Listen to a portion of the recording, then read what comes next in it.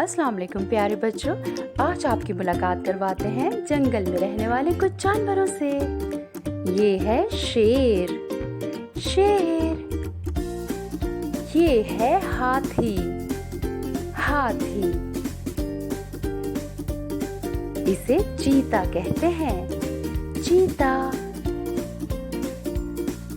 ये तो हिरन है। ये है बंदर।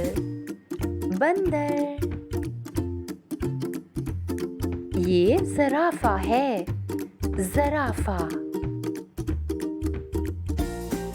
ये है भेड़िया।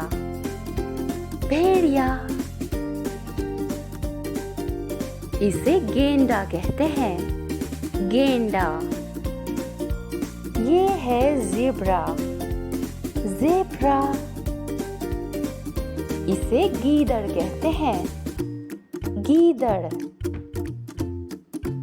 ये तो भालू है। इसे रीछ भी कहते हैं। और ये है लोमड़ी।